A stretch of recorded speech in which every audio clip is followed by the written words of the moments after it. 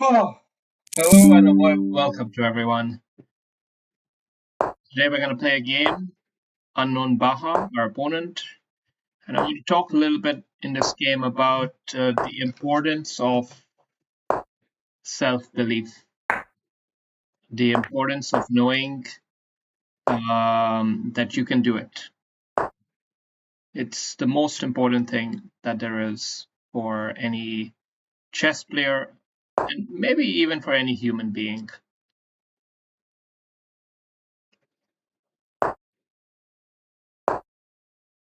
Because, you will get challenges thrown at you in this life, just like in a game of chess. You will get challenges thrown at you, and you might feel like, I can't do it.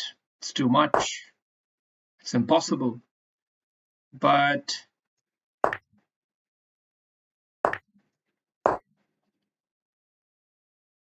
somehow you have to recognize that impossible things are doable. Seemingly impossible things are very much doable, even when you would have every reason to think it's not.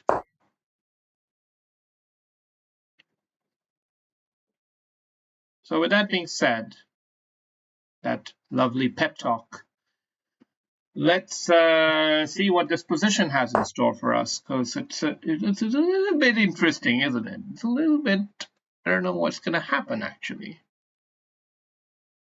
But one thing that seems clear is that we want to stymie this pawn. This bishop, we got to keep him trapped in. And we perhaps don't mind trading queens too badly.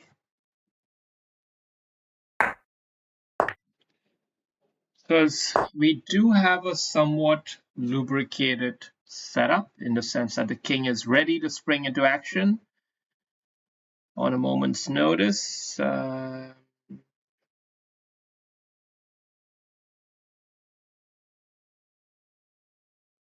Bishop check is also planning to come in here.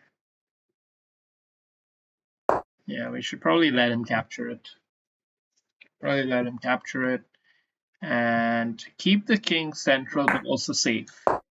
Central but safe. It's going to be a tricky tango dance, but it seems like it should be doable. The knight can be a bit of a bother, though, so we have to watch out for that.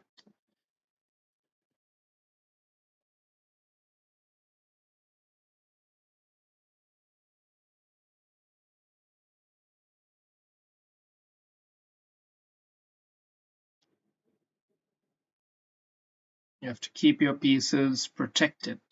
Keep the pieces protected. Shit, it's not easy to keep them protected. Okay, let's go here. It's a bit of a dodgy square, but I think if he goes here, I will meet it with rook there. Okay, and knight, weird knight. As we said, this knight is gonna be a bit of a problem for us. Maybe we bow out with the complexity and tuck our king away to safety, if it's even possible.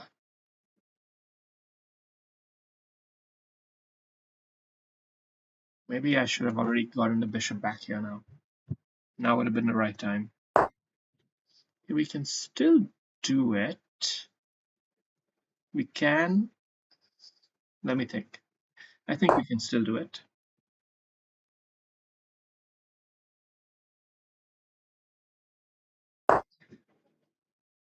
Okay. So we have the knight fork here. Bird in hand, but it's not quite there. Seems like it's not quite there. He's got tactical counterplay.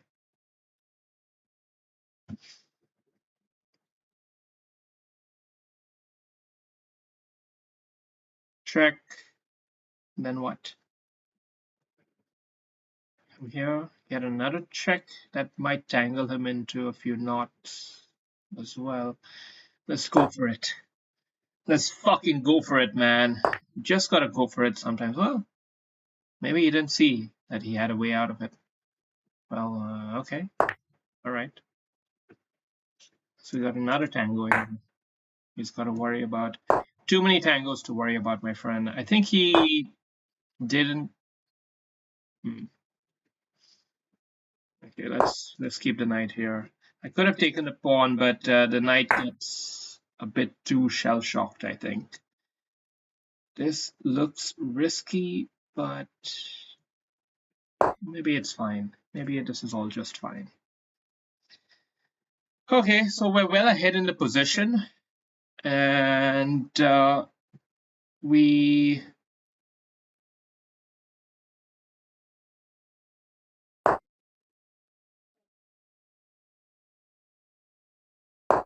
should. That was a mistake. That was a mistake. Getting myself into a tricky knot here. I don't want to get into more knots by going up here. It's just a bit too risky. So let's back out a little bit and start afresh. Start afresh. Let's do the basics. Get the rooks activated. It's just the simple things in life, you know, the simple things.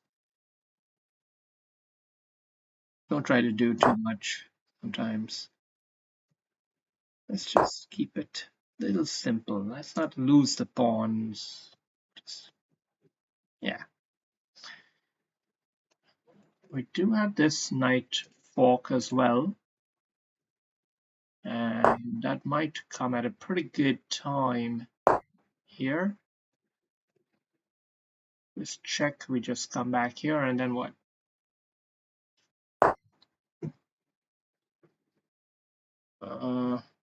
Let's simplify the position. Defend the pawn. If we lose this, he does have tactical counterplay with the check, but he can probably handle it, except he's got the second bloody. Yeah, no.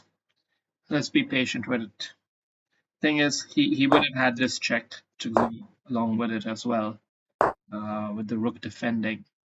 Now he's definitely trying to hold on to his pawns and his knight.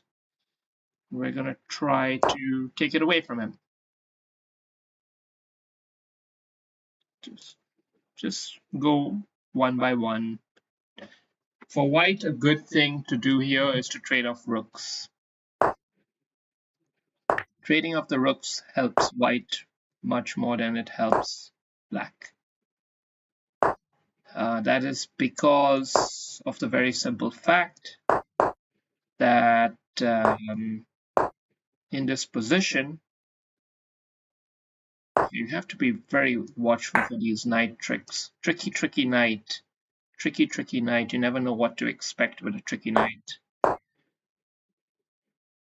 Should we simplify? Should we simplify sack the exchange? It seems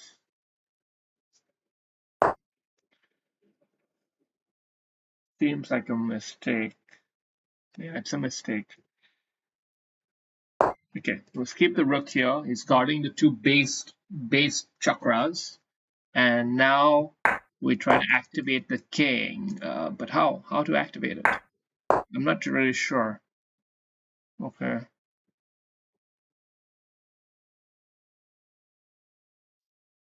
Not really sure. But we're gonna have to toss this pawn forward.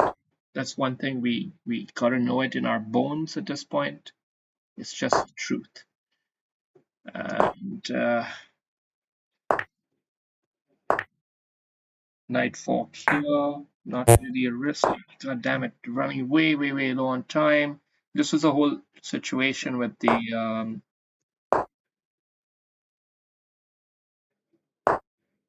oh, okay. Okay, now let's run riot with this. Let's run riot. Oh shit. The guy's got a zinger on me. God damn it. It was a naughty little zinger. Okay, let's buy some time with a check.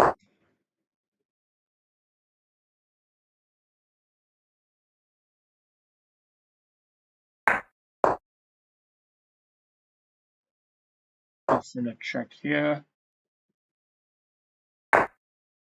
Check is powerful.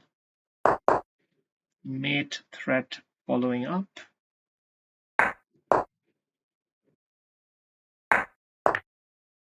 Oh, God damn it. Messed it up, but we're still in the game. We're still gonna win. Because we got good speed, good position. Nothing can stop us now. Nothing can stop us. All right. Well,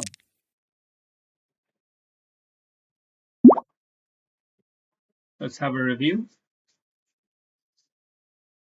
Let's see where we went wrong. A piss poor game from everyone. Piss poor game. But, well, let's have a look. So yeah, I started out with an atypical opening. So already kind of in a weird territory, but I think it was okay. This was greedy. Yeah, this was greedy because I ignored this threat here, so that was total blunder. Total blunder. Yeah, a lot of bad choices here. I guess that's fair to say. Bad choices all around.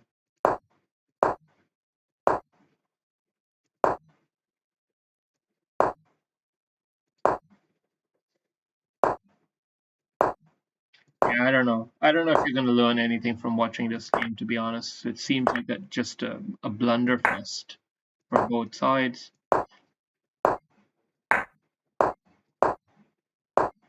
Yeah, like this is also just a stupid move, but at least we didn't deepen the problem by going deeper in it. Yeah, I was fortunate to get that kind of a gift. Yeah, the Night Fork. God damn it, I didn't even see that. He didn't see it either. You know, it's when when you're worried about something. Let's look at this. Okay, maybe we'll learn something from this at the moment. Here's a trivial tactic, right? It's trivial. But why didn't he see it? He didn't see it because he was already at this point agonizing about potentially losing the pawn. So he was already thinking like, all right, if he takes it, then maybe I can defend it back like that. So he was already pre-planning it, and that's why when the new opportunity emerged, he didn't spot it. Even though he had a lot of time on the clock, this is how the mind works. This is how the game is. And here we definitely did some bad. Well, oh wow, I got myself into a huge ass blunder here because yet another fork. These knights are tricky, you know. That's why right here I think I should have maybe even sacked it. Pawn push is a better idea. Pawn push is a better idea, and if he does the knight check, then you can always come here.